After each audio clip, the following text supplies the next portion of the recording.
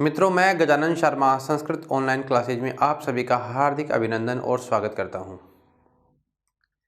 इससे पूर्व की कक्षा में हम लोग शिक्षण विधियों की चर्चा कर रहे थे और शिक्षण विधियों में हम शिक्षण विधियां जो भी हैं परंपरागत, आधुनिक, उनके बारे में चर्चा करी थी।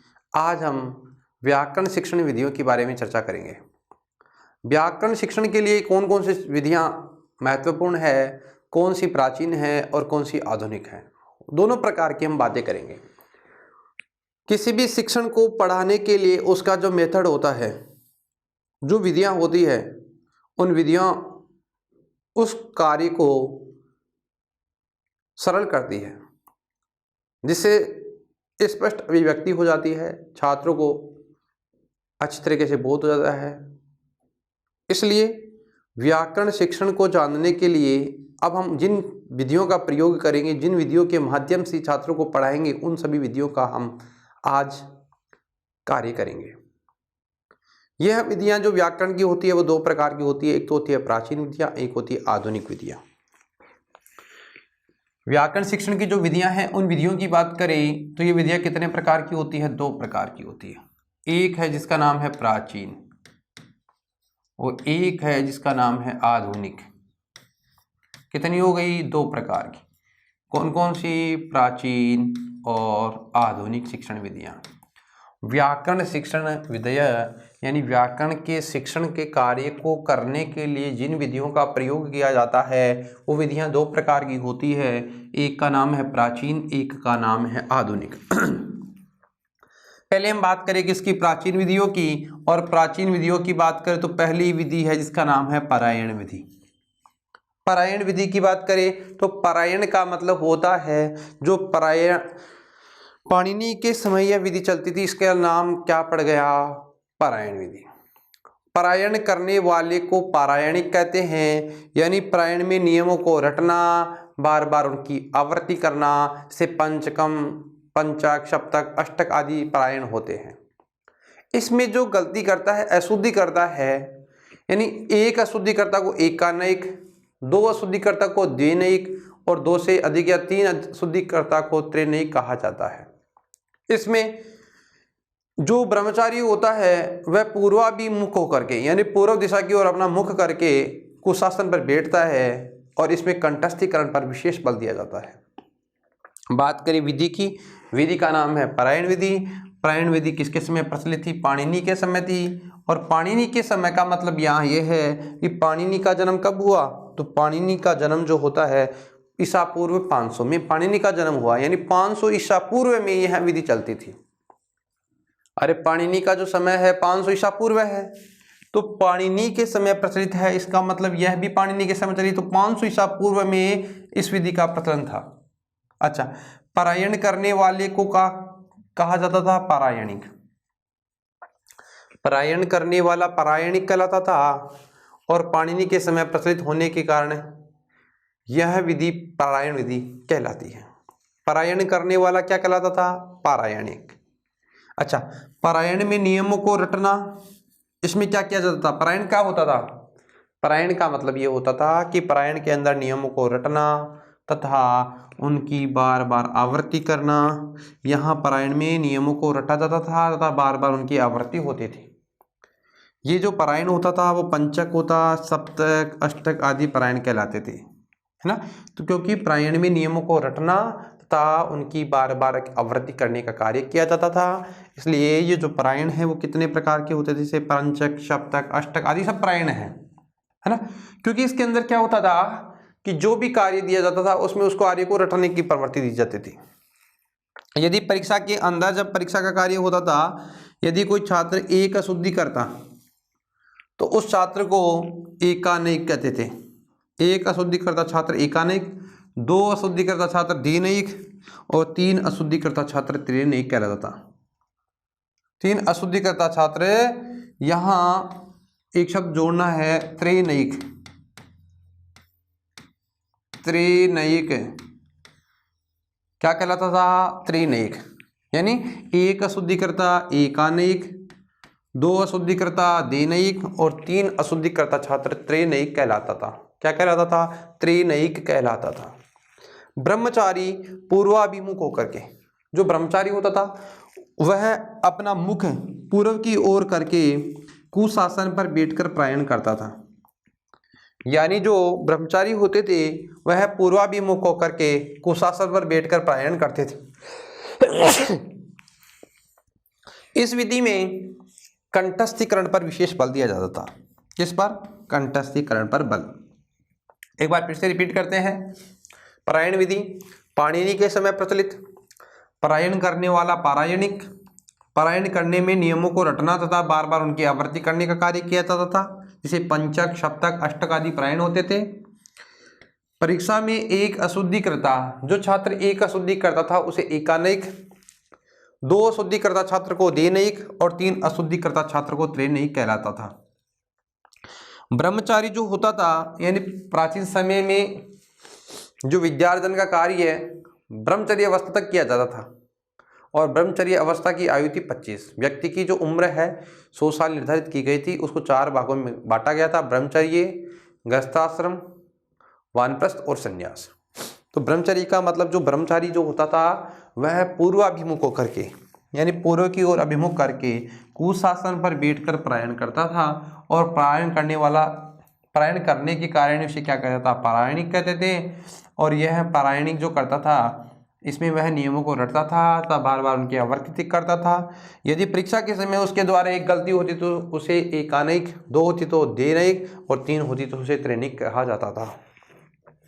इस विधि में कंठस्थीकरण यानी कंठस्थ करने पर विशेष बल दिया जाता है।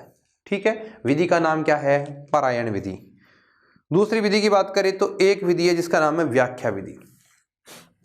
दूसरी विधि है जिसका नाम है व्याख्या विधि। व्याख्या का मतलब एक्सप्लेनेशन करना। अच्छा, एक बात है, ये पाणिनि के समय परायण विधि थी। अब अलग अलग विद्वान हुए, व्याकरण के 3 मुनि हुए हैं, तीनों मुनियों के समय की अलग अलग विधियां हैं। इस व्याख्या की बात करें तो व्याख्या के 4 अंग थे। व्याख्या के कितने अंग होते हैं भाई? 4। और उन अंगों की बात करें तो चर्चा, उदाहरण, प्रत्युदाहरण और वाक्याध्यार। व्याख्या विधि की बात करें तो व्याख्या के 4 अंग होते हैं। कितने अंग होते हैं? 4 अंग होते थे। कितने अंग होते थे? यानी 4। और कौन कौन से? चर्चा करना, उदाहरण देना, प्रत्युदाहरण देना, वाक्याध्यार। ठीक है। चर्चा की बात करें तो सूत्र में आए पदों का विग्रह करके उन पर चर्चा करना। पहली बात है चर्चा करना, किसी भी विषय पर चर्चा करना। चर्चा का मतलब यह है कि जो सूत्र होता है उस सूत्र में आए हुए जो भी पद हैं उन पदों का विग्रह करेंगे और उसके बाद उन पर हम लोग क्या करेंगे? चर्चा करेंगे। फिर चर्चा करने के बाद उस विषय के बारे में क्या देना है? उदाहरण प्रस्तुत करना है। क्या करना है? उदाहरण प्रस्तुत करना। तो नियमों के द्वारा सिद्ध पदों का ज्ञान। अब नियम बताएंगे, नियमों के माध्यम से उदाहरण देंगे, यानी जो भी पद है उस पद के बारे में, नियमों के बारे में सिद्ध करना। यानी उदाहरण का मतलब होता है नियम के द्वारा सिद्ध पदों का ज्ञान। किसके द्वारा? नियम के द्वारा सिद्ध पदों का ज्ञान। तीसरा है प्रत्युदाहरण। प्रत्यु का मतलब होता है बदले में फिर उदाहरण बताना। सूत्र में प्रयुक्त प्रत्येक शब्द के अनुसार विपरीत उदाहरण बताना, यानी विपरीत उदाहरणों का ज्ञान। प्रत्युदाहरण यानी बदले में फिर उदाहरण। तो सूत्र में प्रयुक्त प्रत्येक शब्द के अनुसार विपरीत उदाहरणों का ज्ञान। और अंतिम है वाक्याध्यार। सूत्र के अर्थ को संपूर्ण करने के लिए अन्य सूत्रों से अनुवर्तन करना। अब क्या होता है, कई बार ऐसे सूत्र आते हैं जिसको समझाने के लिए अन्य सूत्रों की सहायता ली जाती है। तो वाक्याध्यार का मतलब जो वाक्य है, जो सूत्र है, उसको संपूर्ण अर्थ को बताने के लिए अन्य सूत्रों का भी क्या करना? उसके साथ में अनुवर्तन करना। देखिए, यह जो विधि है, इस विधि की बात करें, व्याख्या विधि, परायण विधि जो पाणिनि के समय प्रचलित थी, और ये व्याख्या विधि है पतंजलि के समय। यानी पतंजलि ने इसी विधि का अनुसरण किया है, या जो पतंजलि ने महाभाष्य लिखा है उस महाभाष्य में व्याख्या विधि का क्या किया है? प्रयोग। और पतंजलि विधि भी कह सकते हैं इसलिए क्योंकि पतंजलि ने इसी विधि का क्या किया है? अनुकरण किया है।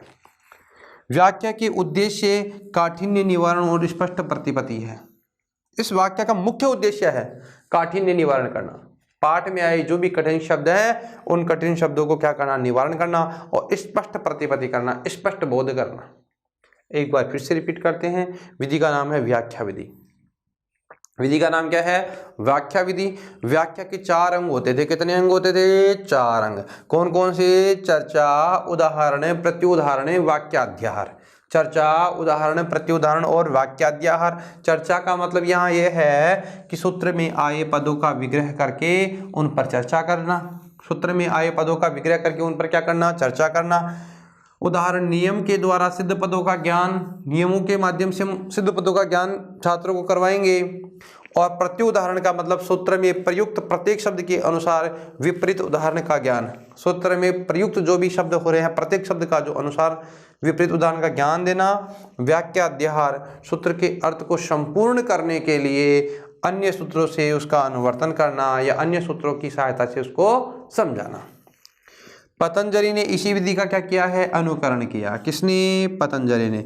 पतंजलि ने कौन सी विधि का अनुकरण किया? पतंजलि ने व्याख्या विधि का अनुकरण किया था। व्याख्या का मुख्य जो उद्देश्य है वो ये है, एक तो काठिन्य निवारण करना और स्पष्ट प्रतिपत्ति करना, उन शब्दों को स्पष्ट बोध करवाना।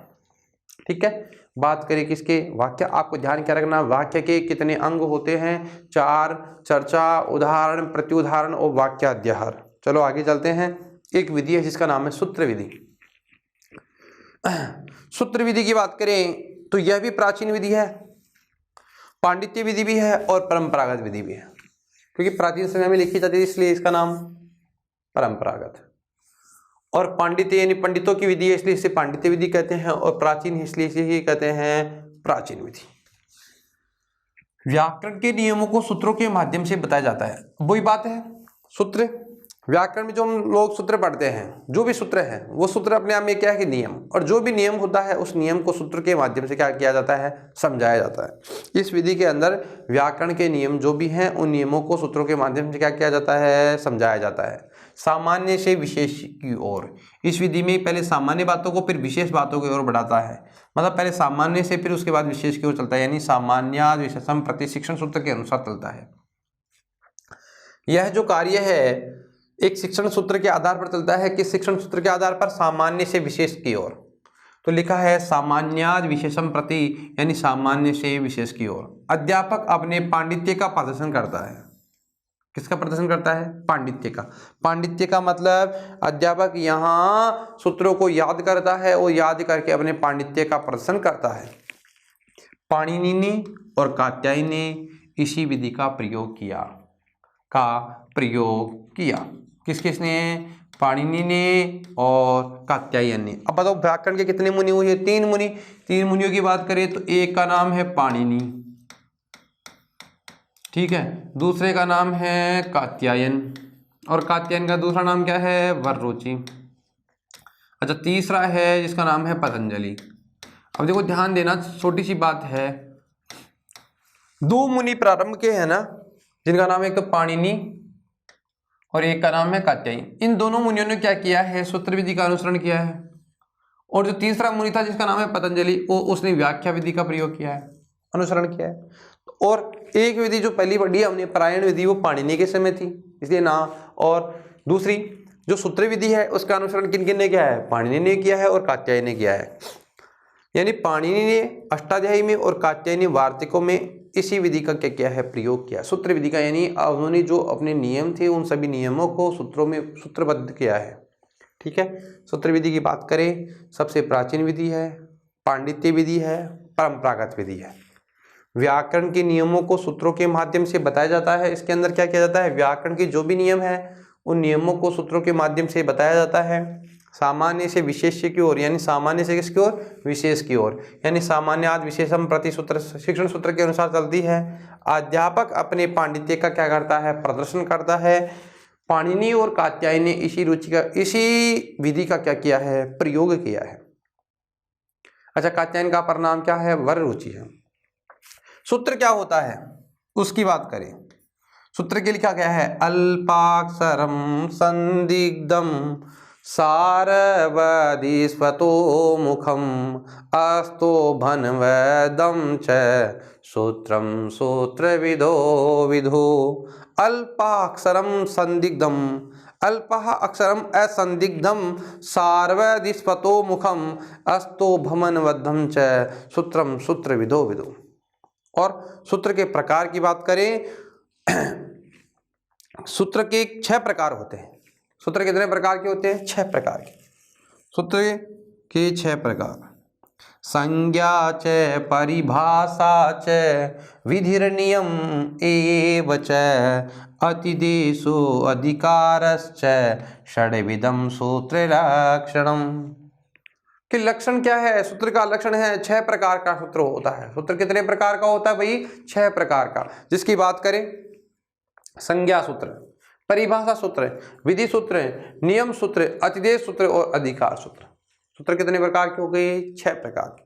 और सूत्र की बात करें, संज्ञा सूत्र, परिभाषा सूत्र, विधि सूत्र और नियम सूत्र, अतिदेश सूत्र और अधिकार सूत्र। ठीक है। बात करें परंपरा की, परंपरा की बात करें, इसी परंपरा को पांडित्य भी कहते हैं, प्राचीन भी कहते हैं और सूत्र विधि भी कहते हैं। ठीक है। सूत्र विधि में क्या क्या है? नियमों को सूत्रों के रूप में या सूत्रों के माध्यम से बताया जाता है, सामान्य से विशेष्य की ओर बताया जाता है, अध्यापक अपने पांडित्य का प्रदर्शन करता है। पाणिनि और कात्यायन के समय इस विधि का प्रयोग किया गया था। अच्छा, सूत्र की बात करें तो सूत्र होता है अल्पाक्षरम संदिग्धम सार्वदिस्फतो मुखम अस्तो बद्धम च सूत्रम सूत्र विदो विदु। और सूत्र के प्रकार की बात करें तो 6 प्रकार के होते हैं: संज्ञा च, परिभाषा च, विधिर नियम एव च, अतिदेशो अधिकारश्च, षड्विधम सूत्र लक्षणम। आगे चलते हैं। एक विधि है जिसका नाम अव्याकृत विधि या भाषा संसर्ग विधि। प्राचीन विधियों की बात कर रहे हैं, व्याकरण की प्राचीन विधियां जो भी हैं उनकी चर्चा कर रहे हैं। इसका नाम है अव्याकृत। अव्याकृत यानी व्याकृत नहीं है, और इसी का दूसरा नाम है भाषा संसर्ग विधि। इस विधि में भाषा के साथ साथ व्याकरण का भी ज्ञान दिया जाता है। जो भी हम भाषा पढ़ रहे हैं उस भाषा के साथ साथ व्याकरण का भी इसमें क्या दिया जाता है? ज्ञान। और इस विधि में अभ्यास पर भी बल दिया जाता है। जितना अभ्यास करते हैं उतना ही यह विधि सार्थक होती जाती है। बात करें विधि की, विधि का नाम क्या है? अव्याकृत विधि। विधि का नाम क्या है? अव्याकृत विधि। अव्याकृत विधि का दूसरा नाम क्या है? भाषा संसर्ग विधि। और भाषा संसर्ग विधि की बात करें तो इसमें भाषा के साथ साथ व्याकरण का भी ज्ञान दिया जाता है। जो भी भाषा हो, जिस भी भाषा की बात हो रही हो, तो जिस भाषा के साथ साथ जो भी भाषा हम पढ़ रहे हैं या पढ़ा रहे हैं उसी भाषा के साथ साथ व्याकरण का क्या किया जाता है? ज्ञान दिया जाता है। और इस विधि में अभ्यास पर भी विशेष बल दिया जाता है। विधि का नाम क्या है? अव्याकृत विधि। छोटी सी विधि है। एक विधि है जिसका नाम है अनौपचारिक विधि, इनफॉर्मल मेथड। व्याकरण का कोई उपचारात्मक अध्ययन नहीं होता। व्याकरण का कोई अनौपचारिक का मतलब अनौपचारिक है। व्याकरण के साथ अध्यापन है, अनौपचारिक अध्यापन है। औपचारिक तो हो ही नहीं सकता व्याकरण, क्योंकि इसमें औपचारिक अध्ययन नहीं होता है। व्याकरण का कोई औपचारिक अध्ययन नहीं होता है, संभाषण में ही व्याकरण का ज्ञान होता है। जो व्याकरण का ज्ञान दिया जाता है वो संभाषण के माध्यम से दिया जाता है। इसलिए व्याकरण अनौपचारिक विधि होती है, क्योंकि व्याकरण में किसी भी औपचारिक का अध्ययन नहीं होता है और संभाषण में ही व्याकरण का क्या होता है? ज्ञान होता है। एक विधि है जिसका नाम व्याकरण अनुवाद विधि। हम पहले भी इसके बारे में चर्चा कर चुके हैं। भंडारकर विधि भी कहते हैं। गोपाल कृष्ण भंडारकर ने इस विधि को दिया था, इसलिए इसका नाम क्या पड़ गया था? भंडारकर। और इसमें यानी जो भाषा है अंग्रेजी से हिंदी, अंग्रेजी से संस्कृत, संस्कृत से अंग्रेजी में इसको रूपांतरित किया जाता है। शब्दकोश का ज्ञान दिया जाता है, भाषा को परिवर्तित किया जाता है। तो यहाँ ध्यान देना, इसको हम पहले चर्चा कर चुके हैं, इसलिए इतना ध्यान रखना, व्याकरण और अनुवाद पर इसमें बल दिया जाता है। और इसकी प्रवर्तक की बात करो तो श्री राम कृष्ण गोपाल भंडारकर इसके क्या हैं? प्रवर्तक हैं। ठीक है। अंतिम एक विधि है प्राचीन विधि की, जिसका नाम है पाठ्य पुस्तक विधि। और पाठ्य पुस्तक जो भी होता है उस पाठ्य पुस्तिका को केंद्र मानकर अध्यापन करवाना, मतलब छात्रों और शिक्षक का केंद्र बिंदु मान करके इसके माध्यम से क्या करवाया जाता है? अध्यापन करवाया जाता है। देखिए, अच्छा, प्राचीन विधियों की बात करें, प्राचीन विधियों की बात करें तो एक विधि है जिसका नाम है परायण विधि, एक विधि है जिसका नाम है व्याख्या विधि, एक विधि है जिसका नाम है सूत्र विधि, एक विधि है जिसका नाम है भाषा संसर्ग विधि या अव्याकृत विधि। इसके अंदर भाषा के साथ साथ व्याकरण पर भी या व्याकरण का भी ज्ञान दिया जाता है। इस विधि में अभ्यास पर बल दिया जाता है। एक विधि है जिसका नाम है अनौपचारिक विधि, क्योंकि व्याकरण का औपचारिक अध्ययन नहीं होता है, क्योंकि व्याकरण का संभाषण में ही व्याकरण का ज्ञान दिया जाता है। एक है व्याकरण अनुवाद विधि, जिसे कहते हैं भंडारकर विधि। भंडारकर ने दी थी इस विधि को, इसलिए नाम क्या पड़ गया था, भंडारकर विधि। और व्याकरण और अनुवाद पर इसमें बल दिया जाता है। और एक विधि है जिसका नाम है पाठ्य पुस्तक विधि। व्याकरण को पढ़ाने के लिए पाठ्य पुस्तक का भी सहारा लिया जाता है और इसमें पाठ्य पुस्तक को ही केंद्र मान करके अध्यापन का कार्य करवाया जाता है। इसी के साथ हमारी जो भी प्राचीन विधियां हैं वो पूर्ण होती हैं। अब हम आगे चलते हैं। अब इस व्याकरण शिक्षण की जो आधुनिक विधियां हैं उनके बारे में हम चर्चा करेंगे, जो हमारे लिए बहुत महत्वपूर्ण है। देखिए, सबसे पहले तो बात करें आधुनिक विधियों की। यहां पर 2 लाइन लिखी है, ये दोनों हमारे लिए बहुत इंपॉर्टेंट है। ये दोनों इंपॉर्टेंट इसलिए है कि यहां से प्रश्न आता है, इसलिए यहां अलग से ही आपको समझाने के लिए लिख दिया। व्याकरण शिक्षण की सर्वश्रेष्ठ विधि होती है। व्याकरण शिक्षण की सर्वश्रेष्ठ, क्योंकि अब हम आधुनिक विधियां पढ़ रहे हैं और आधुनिक विधियों की बात करें तो वर्तमान में जो प्रचलित है, ट्रेंड जिनका है, जिन विधियों को हम प्रयोग में ले रहे हैं, उन्हीं विधियों की बात होगी। तो उन विधियों में सबसे इंपॉर्टेंट, सबसे पहले नंबर पे है श्रेष्ठ विधि। जब हमारे सामने परीक्षा में आगमन और निगमन विधि को एक साथ दिया जाए, दोनों विधियां एक साथ में आए, तो सर्वश्रेष्ठ विधि कौन सी है, आगमन विधि और निगमन विधि। यदि श्रेष्ठ विधि पूछी जाए, अलग अलग दे दी जाए, आगमन एक जगह है, निगमन एक जगह है, 2 जगह अन्य किसी, तो फिर कौन सी होगी, आगमन विधि। व्याकरण शिक्षण की सर्वश्रेष्ठ विधि है। ऑप्शन में यदि दोनों एक साथ आएगी तो आगमन निगमन, और यदि एक अलग अलग दे रखी है तो आगमन। ठीक है, तो पहले नंबर की वरीयता किसको देनी है हमें, श्रेष्ठ विधि, सर्वश्रेष्ठ विधि या श्रेष्ठ विधि से कहेंगे तो आगमन निगमन विधि एक साथ हो तो आगमन निगमन विधि। दोनों विधियों का एक साथ प्रयोग हो रहा है तो, और दोनों विधियों का अलग अलग प्रयोग हो रहा है, श्रेष्ठ विधि तो फिर आगमन विधि होगी। ठीक है, तो आधुनिक विधियों की बात करें तो आधुनिक विधियों में श्रेष्ठ विधि आगमन निगमन विधि है, और श्रेष्ठ विधियों में बात करें तो एक विधि है जिसका नाम है आगमन विधि है। क्यों, क्योंकि यहाँ दोनों को नहीं, परीक्षा में ऑप्शन में हमारे सामने एक ही है, तो एक में किसको वरीयता देंगे, आगमन, और 1 नंबर पे आगमन और 2 नंबर पे जैसे अन्य विधि हैं तो, अरे ऑप्शन दे दिया, ए नंबर पे आगमन, ब में निगमन, 3 में अव्याकृत और 4 में भाषा संसर्ग विधि या जो भी विधि है। व्याकरण शिक्षण की सर्वश्रेष्ठ विधि पूछी जाएगी तो ऑप्शन में हमें किसको सही करना है, आगमन को। यदि ऑप्शन में दिया गया कि व्याकरण शिक्षण की सर्वश्रेष्ठ विधि है, 1 नंबर पे आगमन, 2 नंबर पे निगमन, 3 नंबर पे पाठ्य पुस्तक और 4 नंबर पे आगमन निगमन विधि, तो फिर हमें आगमन निगमन विधि को वरीयता या प्राथमिकता देनी है। ठीक है, पहली विधि को अब हम प्रारंभ करते हैं। आधुनिक शिक्षण विधियों की पहली विधि है जिसका नाम है आगमन विधि। ठीक है, इस विधि की बात करें तो इसे कहते हैं इंडुकेटिव मेथड। यहां क्या होता है, सबसे पहले अध्यापक क्या करता है, सबसे पहले अध्यापक उदाहरण बताता है। क्या बताता है भाई, उदाहरण। तो ये उदाहरण से किधर चलती है, नियम की ओर। मतलब ये हुआ, जैसे अध्यापक ने प्रस्तुत किया यहाँ पर, जैसे परि प्लस आवरणम, ये क्या है, एक उदाहरण है। फिर उदाहरण को लिखेगा, फिर बताएगा बेटा यहाँ पे क्या है, र के अंदर ई की मात्रा है, ई के स्थान पे ये हुआ और ई के स्थान पे ये हुआ, फिर उसके बाद यह करेंगे और मिला देंगे, बन जाएगा पर्यावरण। एक नियम है जिसका नाम है इको यणची, इक के स्थान पर यण आदेश होता है। पहले उदाहरण को बताता है, फिर उसके बाद में नियम को बताता है। इसलिए यह विधि कैसी है, आगमन विधि। इसमें सबसे पहले किसको बताया जाता है, उदाहरण को। छात्रों के सामने पहले क्या रखा जाता है, उदाहरण। फिर उदाहरण को समझाते समझाते किधर जाते हैं, नियम की ओर। तो यह विधि कैसी हो गई, उदाहरण से नियम का इसमें ज्ञान होता है। उदाहरणों के माध्यम से नियमों का ज्ञान। दूसरी बात, विशिष्ट अध्ययन करेंगे। पहले विशिष्ट बात को पहले बताएंगे और उसके बाद सामान्य बात को बाद में। जो उदाहरण, जैसे नियम से उदाहरण की ओर चलते हैं तो नियम पहले बता दिया, तो फिर हमने उदाहरण तो समझ लिया, कोई बात नहीं, उदाहरण तो बहुत सारे हो सकते हैं।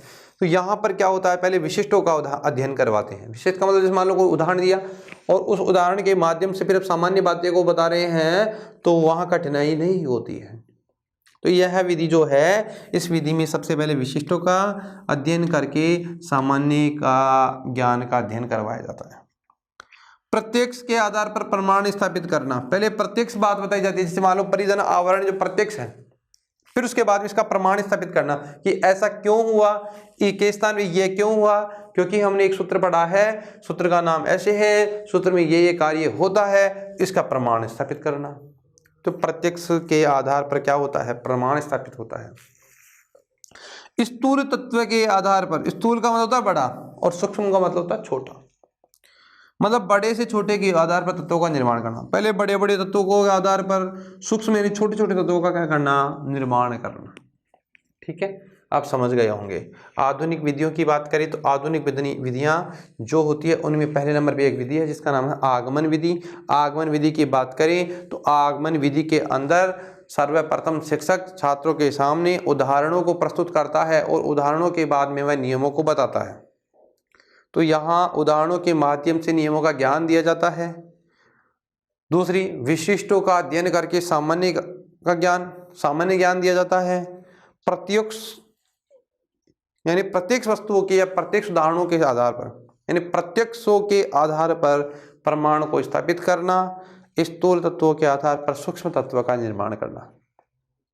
पहले स्थूल तत्वों के आधार पर, फिर उसके बाद में सूक्ष्म तत्वों का क्या करता है, निर्माण करता है। ठीक है, पहली विधि है जिसका नाम है आगमन विधि। हम आगमन विधि में थोड़ा आगे चलते हैं। आगमन विधि के कुछ सोपान हैं। सोपान का मतलब होता है सीढ़ियां, इनको कैसे कैसे बताया जाता है। सबसे पहले अध्यापक क्या करता है, छात्रों के सम्मुख जाकर के अध्यापक उदाहरण प्रस्तुतम यानी उदाहरणों को प्रस्तुत कर रहा है। फिर छात्रों के सामने दूसरे अन्य और उदाहरण रख देता है। एक उदाहरण रख दिया, फिर दूसरा, फिर तीसरा, चार अन्य बहुत सारे उदाहरण होते हैं। उसके बाद में उस छात्र निरीक्षण करते हैं, तुलना करते हुए हैं, यार इसमें ऐसे हुआ तो इसमें भी ऐसा होना चाहिए, इसका मतलब यहाँ दोनों में समान है तो समान नियम है। दोनों को क्या करते हैं, छात्र निरीक्षण करते हैं। निरीक्षण कैसी होती है, तुलना करते। निरीक्षण किसी भी चीज का निरीक्षण करने का एक तरीका होता है कि उसके अंदर पहले क्या की जाती है, तुलना की जाती है। ऐसे किसी चीज का निरीक्षण नहीं हो सकता जब तक उसकी कोई तुलना वाली कोई वस्तु सामने नहीं हो। तो पहले क्या करेंगे, तुलना, और तुलना करते हुए उसका क्या करेंगे, निरीक्षण, तुलनात्मक निरीक्षण। ठीक है, फिर नियमों को निर्धारित करेगा अध्यापक। अब आप समझ गए ना, दोनों में सेम नियम है। अरे भाई ये उदाहरण जो है ऐसा, ये उदाहरण है, दोनों को आप तुलना कीजिए, इनमें कोई डिफरेंस लग रहा है क्या, नहीं लग रहा, तो डिफरेंस नहीं दिखता है। फिर अध्यापक क्या करता है, नियमों को निर्धारित करता है। अब बताता है, पहले उदाहरण बताएगा फिर नियम बताएगा। जब नियमों को निर्धारित करेगा और छात्र को नियम बताएगा, तो यह नियम जो हमारी विधि है आगमन विधि, इसमें कैसे चलता है, आगमन मतलब उदाहरण से नियम की ओर। अध्यापक छात्रों के समक्ष नियमों को क्या करता है, निर्धारित करता है, और छात्रों के बाद उसके बाद में सब मिलकर के क्या करते हैं, परीक्षण करते हैं। अरे अब सर ऐसा एक उदाहरण और आता है मन में, फिर उनके सामने समक्ष रखते हैं, फिर उसका परीक्षण करते हैं, इसका ऐसा होना चाहिए, इसमें भी ऐसा होना चाहिए, इसमें भी ऐसा होना चाहिए। यानी अध्यापक व छात्र मिलकर के क्या करते हैं, परीक्षण करते हैं। ध्यान रखना, बहुत बार परीक्षा में इसका क्रम पूछा जाता है, क्रम से याद होना चाहिए। आगमन विधि के सोपान की बात करें तो सबसे पहले अध्यापक क्या करेगा, उदाहरण प्रस्तवनम यानी उदाहरणों को प्रस्तुत करेगा। फिर छात्र क्या करेंगे, तुलनात्मक निरीक्षण करेंगे, और फिर अध्यापक क्या करेगा, नियमों को निर्धारित करेगा। उसके बाद में सब लोग मिलकर क्या करेंगे, परीक्षण करेंगे। जैसे एक उदाहरण लिखता हूँ आपको समझाने के लिए। जैसे एक उदाहरण लिखा है यहाँ पे, इसकी बात करें, एक उदाहरण है इसका प्रत्येक। ठीक है, अब यहां प्रत्येक जो शब्द लिखा है उस प्रत्येक की बात करें तो यहां उसका संधि विच्छेद किया प्रतिधनिक। यहां एक शब्द लिखा है महेश, इसका भी संधि विच्छेद किया महा प्लस ईश। अब इन दोनों में दोनों चीज अलग अलग है। अब दोनों में क्या है कि यहां कुछ अलग नियम है, यहां कुछ अलग नियम है। छात्रों के सामने ऐसे दो उदाहरण प्रस्तुत कर दिए। अब छात्र उदाहरणों को देखेगा, फिर छात्र तुलना करेगा। अरे सर यहां तो प्रति दोनों में मात्रा तो एक ही है, लेकिन मामला थोड़ा गड़बड़ है। क्या गड़बड़ है, क्योंकि यहां पर तो ई की मात्रा आ रही है, बाद में ए आ रहा है। यहाँ पर पहले आ रहा है, बाद में ई आ रहा है, तो फिर ऐसे तुलना करेंगे छात्र। अध्यापक पहले उदाहरण प्रस्तुत करेगा और छात्र क्या करेंगे, तुलना। अब यहाँ एक उदाहरण दिया, ठीक है छात्र समझ गए, उसका नियम बता दिया, क्लियर। फिर दूसरा उदाहरण रखा, तो दूसरा नियम बता दिया, क्लियर। अब यहाँ अलग अलग उदाहरण देगा, अलग अलग उदाहरण देगा, तो छात्र दोनों में क्या करेंगे, तुलना करेंगे। फिर तुलना करेंगे छात्र, तो फिर उनको लगेगा कि इसमें कुछ गलत है, कुछ मामला उल्टा सुल्टा है, तो फिर अध्यापक फिर नियमों का निर्धारित करेगा। फिर नियम बताएगा कि यहाँ देखिए बेटा, यहाँ ई के स्थान पे तो यह हो रहा है, इसका मतलब एक सूत्र है इको यणची, वो क्या करता है, इक के स्थान पे यणादेश करता है। ई के मतलब यहाँ ई के स्थान पे क्या कर देंगे, यह। जब बेटा ई के स्थान पे यह कर देंगे, तो यहाँ ई के स्थान पे यह कर दिया, तो शब्द क्या बन जाएगा, प्रत्येकम या प्रत्येक, जो भी है शब्द हमारा। यहाँ शब्द लिख बताएगा कि दो सूत्र प्राप्त हो रहे हैं, अदेंग गुण और आद गुण। एक गुण संज्ञा कर रहा है और एक गुण संधि का कार्य करता है। जब गुण संधि का कार्य करता है तो यहाँ पे बताता है बेटा, यहाँ पे आ है, उसके बाद में ई है, आ प्लस ई मिलता है तो बनता है ए। क्या बनता है, ए। तब ए बनता है दोनों के स्थान पर, तो यहाँ देखो मह रह जाएगा, आ को उठा देंगे, ए मिलाएंगे, शब्द क्या बन जाएगा, महेश। तो यहाँ बताता है गुण और यहाँ बताता है यण। तो दोनों को सामने प्रस्तुत करेगा छात्रों के सामने और फिर नियमों को निर्धारित करेगा, तो फिर छात्र समझ जाएंगे। फिर छात्रों के मन में भी क्या होगी, अलग अलग नियम आएंगे और वो अलग अलग उदाहरणों को समझते हुए कहेंगे कि अब परीक्षण करते हैं, सब प्रैक्टिकल का कार्य करते हैं। फिर वो बोलता है अन्य उदाहरण को, फिर अध्यापक समझाता है, फिर अन्य उदाहरण आते हैं, तो यहाँ छात्र और अध्यापक मिलकर के क्या करते हैं, परीक्षण करते हैं। ठीक है। आगमन विधि के सोपान की बात करूँ तो सबसे पहले उदाहरण प्रस्तवनम, फिर निरीक्षणम, फिर नियम निर्धारणम और परीक्षणम। उदाहरण प्रस्तवन अध्यापक के द्वारा होता है, निरीक्षण जो तुलनात्मक होता है वह छात्रों के द्वारा होता है, नियमों का निर्धारण जो अध्यापक के द्वारा होता है, अध्यापक व छात्रों के द्वारा परीक्षण का कार्य होता है। अब हम चलते हैं शिक्षण सूत्र। इसमें जो शिक्षण का कार्य करने का जो सूत्र है, शिक्षण का कार्य कैसे किया जाना चाहिए, इसकी हम चर्चा करते हैं। ठीक है। शिक्षण सूत्र की बात करें तो यहां आपको एक बात बता दूं, एक तो हमें आगमन विधि के और एक निगमन विधि के, दो के शिक्षण सूत्र याद करने हैं। अगर आप दोनों के याद करेंगे तो आप लोग कंफ्यूज हो जाएंगे, क्योंकि आपको ऐसे ही लगेंगे दोनों एक जैसे ही। इसलिए आपको हमेशा एक के ही याद करने हैं और दूसरे में उसका विपरीत करना है। जैसे यह जो विधि पढ़ रहे हैं जिसका नाम है आगमन विधि, ये किधर चलती है, उदाहरण से नियम की ओर चलती है। किधर चलती है भाई, उदाहरण से नियम की ओर चलती है। संस्कृत में बात करें तो उदाहरणाद नियमम प्रति। यहां देखिए शिक्षण सूत्र यानी पढ़ाने का जो सूत्र है वो कैसा होना चाहिए, यहां हम कार्य कौन सा करेंगे, उदाहरण से नियम की ओर, ज्ञान से अज्ञान की ओर। ज्ञान का मतलब होता है ज्ञात, जो उसको ज्ञात है ना पहले वहीं से लेके चलो, पूर्वाभिमुख होना चाहिए। यानी पूर्व का मतलब यानी पूर्व ज्ञान का भी उसे बोध होना चाहिए। यानी पूर्व ज्ञान का बोध नहीं होगा छात्र को और नया ज्ञान बताएंगे डायरेक्ट तो फिर उसको समझ नहीं आएगा। इसलिए उसमें कम्युनिकेशन करो, पूर्व ज्ञान से उसका जोड़ो और उसके बाद में आगे चलो।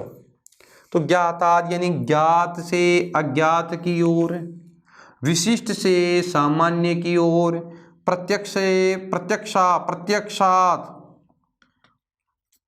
प्रत्यक्षात प्रमाणम प्रति, प्रत्यक्ष से प्रमाण की ओर, स्थूलात सूक्ष्म प्रति, स्थूल से सूक्ष्म की ओर, और मूर्तात अमूर्तम की ओर। अब देखिए इसका मतलब ये हुआ कि छात्र के सामने जो मूर्तियां यानी चित्र बना हुआ है, मन में मस्तिष्क में बना हुई आकृति है, पहले उस आकृति की ओर उसी के अनुकूल कोई उदाहरण होना चाहिए, फिर अन्य उदाहरणों की ओर जाना चाहिए। मूर्त यानी जो उसके सामने मूर्त है उससे अमूर्त की ओर। स्थूल का मतलब जो स्थूल है उसके लिए बहुत बड़ा है, अब उसको धीरे धीरे सूक्ष्म की ओर ले जाओ। जो प्रत्यक्ष उसके सामने है उसके लिए फिर उसके प्रमाण दीजिए। विशिष्ट जो उदाहरण है उसके ओर सामान्य की ओर ले चलिए। ज्ञात यानी उसको जो ज्ञान है उस ज्ञान से अज्ञान की ओर, और उदाहरण से नियम की ओर। अब निगमन विधि में क्या करें, इनको उल्टा कर देंगे, से नियम से उदाहरण की ओर, ज्ञात से अज्ञात की ओर, है ना, अज्ञात से ज्ञात की ओर, सामान्य से विशिष्ट की ओर, प्रमाण से प्रत्यक्ष की ओर, सूक्ष्म से स्थूल की ओर, अमूर्त से मूर्त की ओर। तो ये चीजें हमें याद अगर करेंगे तो फिर ऐसे कंफ्यूज जाएंगे ये किसका ये किसका। इसलिए आपको ये ध्यान रखना है। इन शिक्षण सूत्र की बात करें आगमन विधि के तो उदाहरण से नियम की ओर, उदाहरणाद नियमम प्रति, ज्ञातात् अज्ञातम प्रति, ज्ञात से अज्ञात की ओर, विशिष्टात् सामान्यम प्रति, विशिष्ट से सामान्य की ओर। अच्छा, प्रत्यक्षात् प्रमाणम प्रति, प्रत्यक्ष से प्रमाण की ओर, स्थूलात् सूक्ष्मम प्रति, स्थूल से सूक्ष्म की ओर, और मूर्तात् अमूर्तम प्रति, मूर्त से अमूर्त की ओर। मूर्त से किसकी ओर? अमूर्त की ओर। ठीक है, पहला कौन सा है? उदाहरण। शिक्षण सूत्र पूछता है आगमन विधि के शिक्षण सूत्र कौन से हैं और निगमन के कौन से हैं। तो आगमन के याद रखो, पहले आगमन के क्या है? उदाहरण से नियम की ओर, तो क्या बनेगा? उदाहरणाद नियमम प्रति, ज्ञाताद अज्ञातम प्रति, विशिष्टात् सामान्यम प्रति, प्रत्यक्षात् प्रमाणम प्रति, स्थूलात् सूक्ष्मम प्रति, और मूर्तात् अमूर्तम प्रति। उदाहरण से नियम की ओर, ज्ञात से अज्ञात की ओर, विशिष्ट से सामान्य की ओर, प्रत्यक्ष से प्रमाण की ओर, स्थूल से सूक्ष्म की ओर, मूर्त से अमूर्त की ओर। ठीक है, अब हम आगे चलते हैं और आगे देखिए, यहाँ जो विधि है इस विधि के बारे में हम अब टिप्पणी करते हैं कि जो विधि हम पढ़ रहे थे, जिस विधि का नाम है आगमन विधि, यह आगमन विधि सरल एवं स्वाभाविक है। यह आगमन विधि सरल है क्योंकि छात्रों के सामने पहले उदाहरणों को प्रस्तुत किया जाता है, एवं स्वाभाविक है, बार बार प्रयोग के कारण कंठस्थीकरण की आवश्यकता नहीं होती है। ऐसा नहीं रटने की आवश्यकता नहीं है, समझने की आवश्यकता है ना। अच्छा, रटने की आवश्यकता नहीं है, अब समझने की आवश्यकता है, क्योंकि बार बार इसका प्रयोग करेंगे तो कंठस्थीकरण करने की आवश्यकता नहीं है, अब समझने से ही उसको क्या हो जाएगी? याद हो जाएगी। यह विधि आधुनिक मनोवैज्ञानिक सिद्धांतों के अनुकूल है। यह विधि जो आज के मनोवैज्ञानिक सिद्धांत है उनके अनुकूल है, अतः इसे व्याकरण शिक्षण की श्रेष्ठ विधि कहा जाता है। क्या कहा जाता है भाई? व्याकरण शिक्षण की श्रेष्ठ विधि कौन सी है? आगमन विधि। इस विधि से छात्रों में उत्साह जागृत होता है। इस विधि से छात्रों में क्या होता है? उत्साह जागृत होता है, तब ये सक्रिय होते हैं, कार्य के प्रति उनकी रुचि बढ़ने लगती है। लेकिन शिक्षक का प्रशिक्षित होना तथा अत्यधिक समय का होना आवश्यक है। इसमें दो कमियां हैं। एक तो शिक्षक बहुत अधिक प्रशिक्षित होना चाहिए, शिक्षक को पूर्ण ज्ञान होना चाहिए, और दूसरा इसमें एक एक उदाहरण को समझाते हुए जब आगे चलते हैं तो बहुत अधिक समय लगता है, इसलिए यह अत्यधिक समय यानी काल वाली है, अत्यधिक समय व्यतीत होने वाली विधि है। ठीक है, देखिए यह जो विधि है, इस विधि की बात करें आगमन विधि, निष्कर्ष निकलता है इस आगमन विधि का, तो यह निकलता है कि यह विधि सरल एवं स्वाभाविक है, बार बार प्रयोग के कारण कंठस्थीकरण की आवश्यकता नहीं होती है, यह विधि आधुनिक मनोवैज्ञानिक सिद्धांतों के अनुकूल है, अतः इसे व्याकरण शिक्षण की श्रेष्ठ विधि कहा जाता है। क्या कहा जाता है? व्याकरण शिक्षण की सर्वश्रेष्ठ विधि कहा जाता है। इस विधि से छात्रों में उत्साह जागृत होता है तथा वे सक्रिय होते हैं, लेकिन यहाँ शिक्षक का प्रशिक्षित होना तथा अत्यधिक समय का होना, काल का होना भी अति आवश्यक है। ठीक है, समझ गए होंगे आप लोग, ध्यान देना। ठीक है मित्रों, अब हम चलते हैं दूसरी विधि की ओर। एक विधि है जिसका नाम है निगमन विधि। विधि का नाम क्या है? निगमन विधि। अब देखो, वो आगमन विधि थी, उसमें उदाहरण से नियम की ओर जा रहे थे, अब इसमें सारा काम उल्टा होगा उसके। अब बताओ, एक विधि आपको याद कर ली आगमन है, तो निगमन को ज्यादा याद करने की आवश्यकता नहीं है। क्यों? क्योंकि हम यहाँ उल्टा काम करेंगे ना। तो पहले अब देखो, निगमन विधि में सबसे पहले देखो डिडक्टिव मेथड, यानी पहले क्या करेंगे? नियम से उदाहरण की ओर। अब पहले नियम बताएंगे। अकः सवर्णे दीर्घ, एक के समान वर्ण के होने पर दीर्घ होता है, यानी समान वर्णों के होने पर, एक का मतलब ए यू री वर्णों के समान वर्णों के होने पर दीर्घ कार्य होता है। पहले नियम बताओ, जो भी नियम है पहले नियम बताएंगे, फिर उदाहरण की ओर जाएंगे। तो उल्टी हो गई ना। निगमन विधि की बात करें तो जो निगमन विधि होती है नियम से उदाहरण की होती है। इस विधि में शिक्षक पहले सामान्य नियम व सिद्धांतों को बताता है, फिर उदाहरण देता है। शिक्षक सबसे पहले क्या करता है? शिक्षक सबसे पहले नियमों को बताता है, फिर उसके बाद में क्या करता है? उदाहरणों को बताता है। जबकि आगमन विधि में हमने क्या पढ़ा? अध्यापक पहले उदाहरण को बताता है और बाद में क्या करता है? छात्र को नियम बताता है। ठीक है, इस विधि में समय व परिश्रम कम लगता है। क्यों? क्योंकि नियम बता दिया, एक दो उदाहरण दिया और फ्री हो गया कार्य। अच्छा, आपको मान लो समास पढ़ा रहे हैं या संधि पढ़ा रहे हैं। अब संधि पढ़ा रहे हैं और संधि में आपको बताया कि जो भी उदाहरण है वर्दी राधेच या वर्दी रेची, वर्दी संधि पढ़ा रहे हैं। आत एच वर्दी संज्ञा स्यात् और ए आ के आगे ए आई ओ औ के होने पर वर्दी कार्य होता है। इतना सा बताया, एक उदाहरण दिया और क्लियर। और कहा जो भी ऐसे नियम आएंगे, जो ऐसे उदाहरण आएंगे उन सब में यही नियम लगेगा। जबकि आगमन में हमने क्या किया था, अलग अलग उदाहरणों को समझा, एक एक उदाहरणों को समझा। जब अलग अलग उदाहरण आ रहा है फिर अलग अलग नियम दिया। यहाँ पर क्या होता है, समय इसलिए कम लगता है क्योंकि नियम बताया। नियम याद रखो भैया, कोई भी उदाहरण हो सकता है। जो इस नियम में आएगा वो इसका उदाहरण होगा, जो इस नियम में आएगा वो इसका उदाहरण होगा। तो कहने का मतलब इस विधि में शिक्षक पहले सामान्य नियम व सिद्धांतों को बताता है, फिर उदाहरण देता है। इस विधि में समय व परिश्रम कम लगता है, उच्च कक्षाओं के लिए श्रेष्ठ विधि है। क्योंकि उच्च कक्षा के जो छात्र होते हैं ना, वो जल्दी से समझ लाते हैं, इसलिए समझ जाते हैं, इसलिए उनके लिए क्या है, श्रेष्ठ विधि। क्योंकि उनका समय भी बचता है और जल्दी से उनका जो पाठ्यक्रम है वो भी पूर्ण होता है।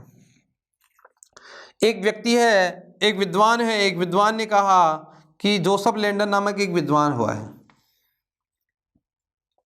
और जोसेफ लैंडन ने इस विधि का क्या किया है, परिशोधन का कार्य किया है। विद्वान का नाम क्या है, जोसेफ लैंडन, और जोसेफ लैंडन ने इस विधि का क्या किया है, परिशोधन का कार्य किया है। ठीक है। निगमन विधि को सूत्र पद्धति एवं लक्षण पद्धति के नाम से भी जाना जाता है। क्यों, पहले सूत्र बताएगा या नियम देगा, उसके बाद में उदाहरणों को देगा। ठीक है। नियम से उदाहरण की ओर इस विधि में शिक्षक पहले सामान्य नियमों व सिद्धांतों को बताता है, फिर उदाहरण देता है। इस विधि में समय व परिश्रम कम लगता है, उच्च कक्षाओं के लिए श्रेष्ठ विधि है। और एक विद्वान है जिनका नाम है जोसेफ लैंडन, जिन्होंने इस विधि का परिशोधन का कार्य किया था। निगमन विधि को सूत्र विधि भी कहते हैं, लक्षण विधि के नाम से भी जाना जाता है। निगमन विधि के सोपान, इसको कैसे पढ़ाया जाए, क्या क्या कार्य किया जाए। देखिए, सबसे पहले अध्यापक नियमों को बोध करेगा, फिर नियमों को स्पष्ट करेगा, फिर नियमों को परीक्षण करेगा और फिर सत्यापन करेगा। देखो, सबसे पहले अध्यापक छात्रों के सम्मुख क्या करेगा, नियमों को बताएगा, फिर नियमों को बताते हुए उसके बाद उनको स्पष्ट करेगा उदाहरणों के माध्यम से, फिर उनका परीक्षण करके बताएगा और फिर सत्यापन करेगा। निगमन विधि के 4 सोपान की बात करें तो निगमन विधि के 4 सोपान कौन कौन से हैं, नियम बोधन, नियम स्पष्टीकरणम, नियम परीक्षण और सत्यापन। निगमन विधि के कितने सोपान हैं, 4 सोपान हैं। पहला सोपान नियम बोधन। देखो, कोई भी नियम है, जो भी सूत्र लिखेगा और नियमों को बताएगा। जैसे इस संज्ञा के लिए लिख दिया उन्होंने हलंत्यम, और हलंत्यम कहा कि अंतिम वर्ण की इस संज्ञा होगी। अब देखो, समय कम लग रहा है ना, सूत्र विधि भी हो गई। इसको एक इतनी सी बात कही कि अंतिम वर्ण की हल वर्ण की संज्ञा होगी। अब चाहे संसार के कितने ही हल वर्ण आए,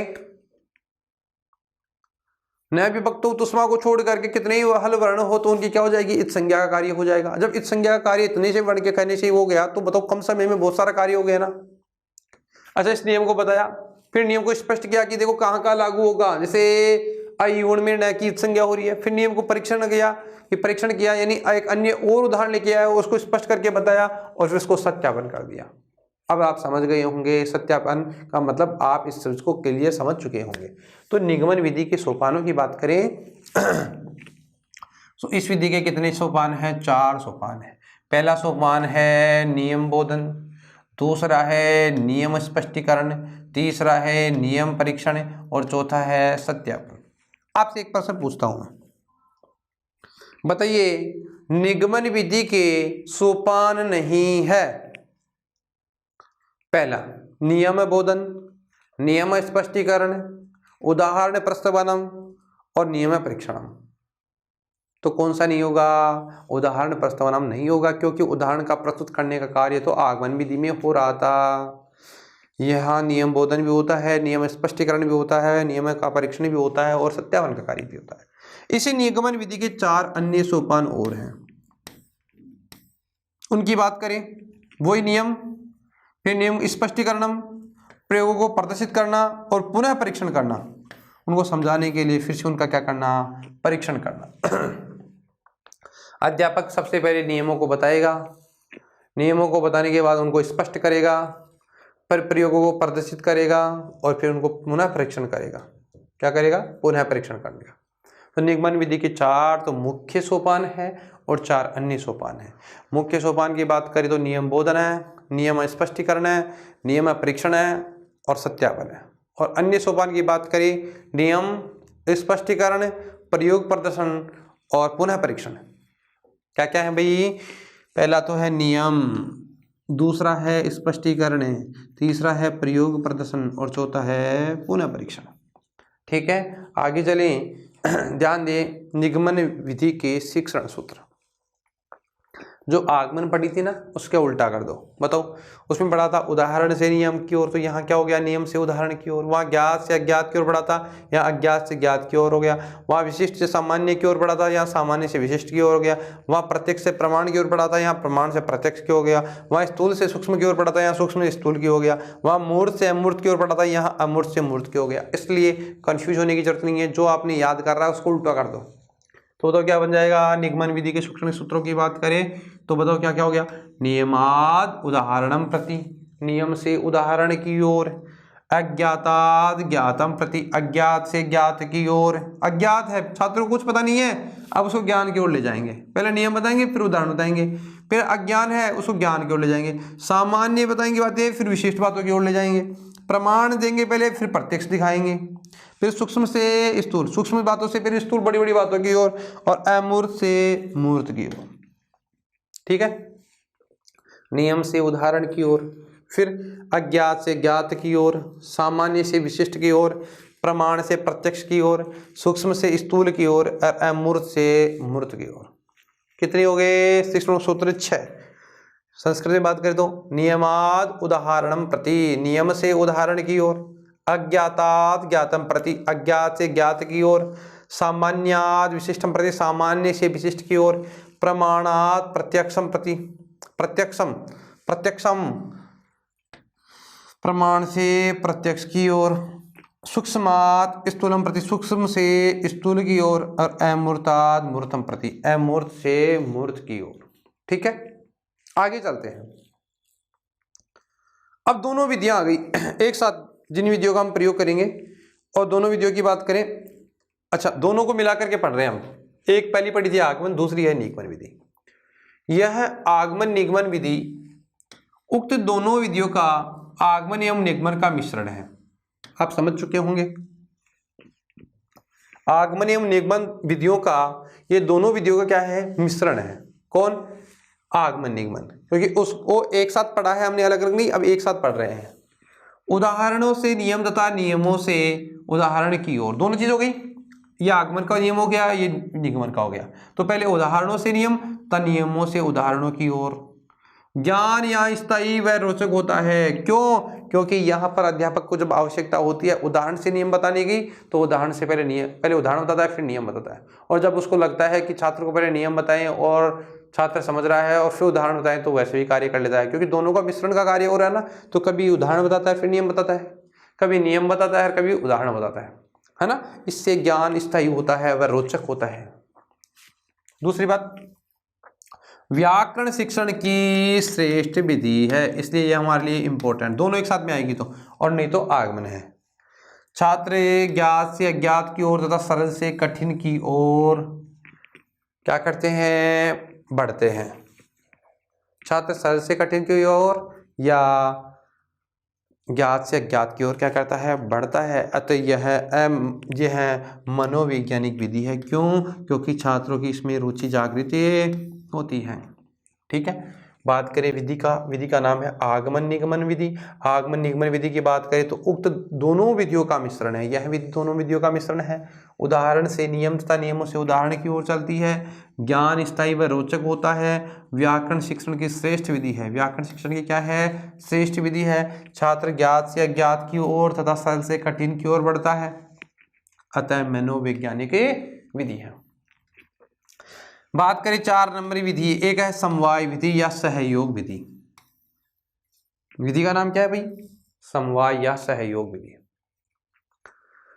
अच्छा बताओ, आगमन विधि, निगमन विधि और एक हो गई आगमन निगमन विधि। ये दोनों का मिश्रण है आगमन निगमन, तो दोनों कार्य एक साथ में हो रहे हैं, इसलिए स्थायी भी है, रोचक भी है या मनोवैज्ञानिक भी हो गई। ठीक है, जो कमियां थी एक में तो वो दूसरी पूर्ति हो रही है, दूसरे में जो कमियां थी वो पहले की पूर्ति हो रही है, दोनों का मिश्रण हो गई, इसलिए ये सर्वश्रेष्ठ विधि हो गई। अब आगे समवाय। समवाय का मतलब समूह में आवश्यकता के अनुसार शिक्षण विधियों का प्रयोग करना। काव्य रचना आदि के शिक्षण के दौरान ही व्याकरण शिक्षण का कार्य होता है। कब? या तो काव्य का कार्य हो रहा हो, काव्य पढ़ा रहा हो, किसी रचना का निर्माण हो, तो ही किसका कार्य करना? व्याकरण का शिक्षण करवाना। यहाँ पर भी व्याकरण का नियमित अध्ययन नहीं होता है, यहाँ व्याकरण का नियमित अध्ययन नहीं होता है, क्योंकि प्रसंग आने पर उस विषय में व्याकरण संबंधी ज्ञान प्रस्तुत किया जाता है। हमेशा व्याकरण का ज्ञान इसलिए प्रस्तुत नहीं करता है क्योंकि व्याकरण को पढ़ाता रहेगा तो छात्र उसके प्रति सक्रिय नहीं रहेंगे, और सक्रिय नहीं रहेंगे तो उनमें उत्साह जागृत नहीं होगा। इसलिए काव्य रचना आदि के शिक्षण के दौरान ही व्याकरण का शिक्षण का कार्य करवाया जाता है। यहाँ पर भी व्याकरण का नियमित अध्ययन नहीं होता है, क्योंकि व्याकरण का नियमित अध्ययन इसलिए नहीं होता क्योंकि शिक्षण के दौरान ही व्याकरण का कार्य होता है। तीसरी बात, प्रसंग जब आएगा और प्रसंग आने पर ही उस विषय में व्याकरण संबंधी ज्ञान प्रस्तुत किया जाता है। कब प्रस्तुत किया जाता है? विषय में आने पर ही, कि जो भी प्रसंग हो उस प्रसंग के आने पर ही उस विषय में व्याकरण संबंधी ज्ञान क्या किया जाता है? प्रस्तुत किया जाता है। ठीक है। विधि का नाम क्या है? समवाय विधि। समवाय का मतलब सहयोग विधि, कि काव्य रचना आदि के शिक्षण के दौरान व्याकरण का शिक्षण करवाना। यहाँ पर व्याकरण का नियमित अध्ययन नहीं होता है, और जब प्रसंग आएगा उस प्रसंग के आने पर ही विषय संबंधी यानी व्याकरण संबंधी ज्ञान प्रस्तुत किया जाता है। देखिए, एक विधि है जिसका नाम है संरचनात्मक उपागम। संरचनात्मक उपागम की हमने चले चर्चा करी थी। संरचनात्मक उपागम की बात करें तो आधुनिक विधियों में हमने पढ़ी थी। संरचनात्मक उपागम क्या है? व्याकरण के यहाँ नियमों को विस्तार से बताने की बजाय छोटे छोटे वाक्यों की संरचना के माध्यम से व्याकरण का ज्ञान दिया जाता है। कि संरचना का मतलब संरचनात्मक रूप से कार्य करना, क्रिएटिव कार्य करना, नए नए वाक्यों का निर्माण करना और वाक्यों के माध्यम से व्याकरण का ज्ञान देना। तो संरचनात्मक उपागम की बात करें तो यहाँ व्याकरण के नियमों को विस्तार से नहीं बताते हैं, यानी व्याकरण के जो भी नियम हैं उनको यहाँ विस्तार से नहीं बताते हैं, और उनको विस्तार से नहीं बताने के बजाय छोटे छोटे वाक्यों की संरचना के माध्यम से व्याकरण का ज्ञान दिया जाता है। ठीक है। बात करें विधि का संरचनात्मक उपागम, तो व्याकरण के नियमों को विस्तार से नहीं बता करके छोटे छोटे वाक्यों में व्याकरण का ज्ञान देना, छोटे छोटे वाक्यों के माध्यम से किसका ज्ञान देना? व्याकरण का ज्ञान देना। एक है समस्या विधि, इसे कहते हैं प्रॉब्लम मेथड। ये समस्या तो हर किसी के साथ ही रहती है, प्रॉब्लम तो प्रॉब्लम ही रहती है ना। विधि का नाम है समस्या विधि। समस्या विधि के 4 सोपान है। समस्या विधि के कितने सोपान है भाई? 4 सोपान है। कितने सोपान है? 4। समस्या विधि के कितने सोपान है? 4। पहला सोपान है जिसका नाम है समस्या। समस्या विधि का पहला सोपान ही क्या है? समस्या। खुद ही अपने आप में क्या है? वो समस्या है। समस्या की उत्पत्ति और पृथक्करण है, समस्या का सीमांकन करना, कि समस्या की उत्पत्ति कैसे होती है, उसका कैसे अलग किया जा सकता है, इसका सीमांकन यानी इसका क्या सीमांकन है। सबसे पहली बात है समस्या विधि, प्रॉब्लम मेथड। समस्या विधि के 4 सोपान होते हैं, 4 चरण होते हैं। 4 चरणों की बात करें तो पहला चरण ही क्या है? स्वयं समस्या ही है, खुद ही क्या अपने आप में प्रॉब्लम है। अच्छा, समाधान अन्वेषण प्रक्रिया। अब इस समस्या का समाधान कैसे किए? पहले ये समस्या आती है, उस समस्या की उत्पत्ति कैसे हो रही है, उसका सीमांकन यानी कहाँ से ये क्रिएट हो रही है, कहाँ से समस्या उत्पन्न हुई, उन सबको देखना, फिर उसका समाधान करना, यानी उसके समाधान के लिए अन्वेषित करना, और उसको अन्वेषित यानी खोज करने की प्रक्रिया। अन्वेषण का मतलब होता है खोज। उस समाधान करने के लिए क्या प्रक्रिया अपनाई जानी चाहिए, क्या क्या करना चाहिए? सबसे पहले तत्वों का संग्रह करो। पहले तत्वों का संग्रह कि समस्या किस लिए आ रही है, किस वजह से आ रही है, उनका संगठन और तत्वों को विश्लेषित कर लो। पहली बात है समस्या विधि, प्रॉब्लम मेथड की बात करें तो 4 सोपान है, समस्या की उत्पत्ति और पृथक्करण, समस्या का सीमांकन। दूसरा है समाधान करने के लिए समाधान अन्वेषण की प्रक्रिया। सबसे पहले तत्वों का संग्रह करो, संग्रह के बाद उनका संगठन और उनको विश्लेषित करना। ठीक है। आगे चलिए, एक होती है परिकल्पना, एक कल्पना करना, और एक होता है समाधान। इसका क्या होता है? समाधान। जब सारे कार्य कर लेते हैं तो परिकल्पनाओं के परीक्षण के माध्यम से निष्कर्ष निकलता है और समस्या का क्या हो जाता है? समाधान हो जाता है।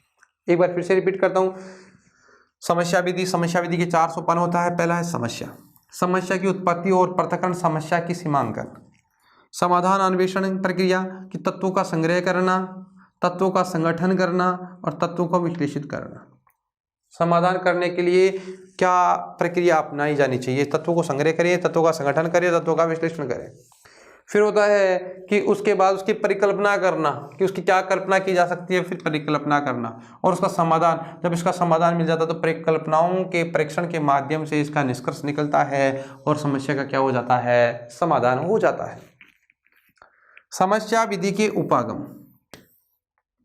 समस्या विधि के क्या क्या उपागम है? एक तो आगमन, आना होता है, समस्या का आना, समस्या का जाना, उसका विश्लेषित होना, उसका संश्लेषण होना। विश्लेषण मतलब अलग अलग टुकड़े टुकड़े करना और संश्लेषित यानी चिपकना।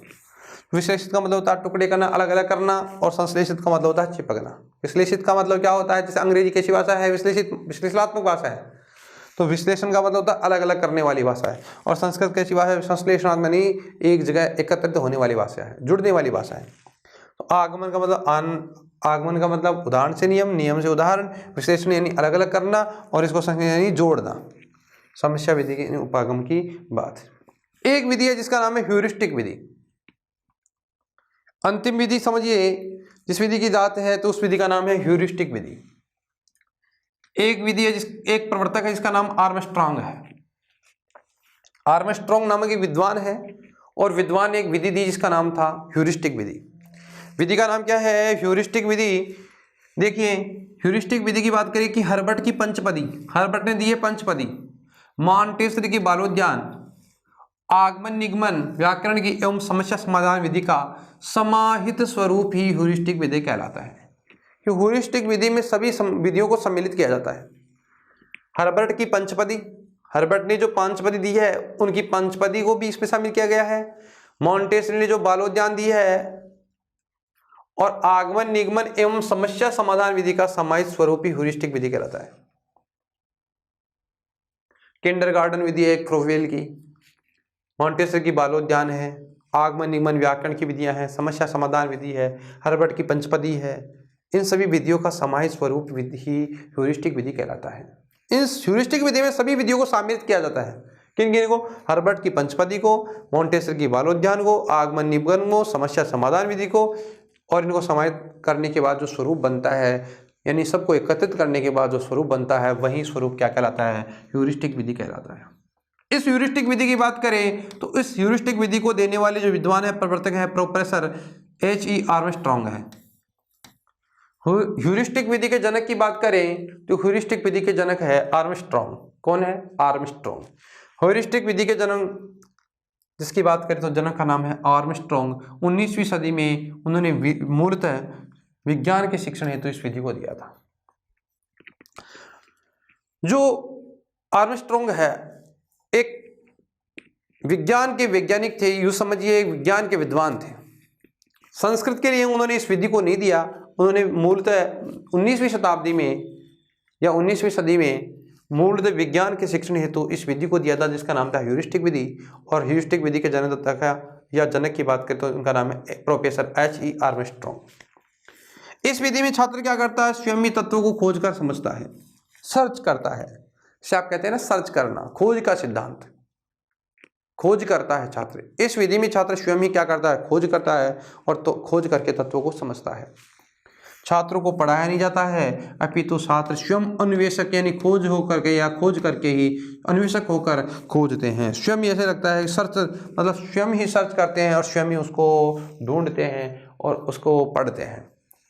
विधि की बात करें ह्यूरिस्टिक विधि, इस ह्यूरिस्टिक विधि में छात्र स्वयं ही तत्वों को खोज कर समझता है, किसी की सहायता से नहीं पढ़ता, स्वयं छात्र पढ़ता है। और जब उसको कोई पढ़ाता नहीं है यानी पढ़ाता कोई नहीं है, जब उसको समस्या आती है तो समस्या का समाधान वह स्वयं ही अन्वेषक बन करके उस समस्या का क्या कर लेता है? समाधान कर लेता है।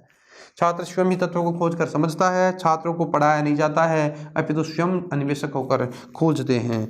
उस समस्या को क्या करते हैं? जो भी आता है वाक्य या छात्रों जो भी पढ़ने योग्य विषय वस्तु है, उस विषय वस्तु को स्वयं छात्र अन्वेषक होकर क्या करते हैं? खोजते हैं।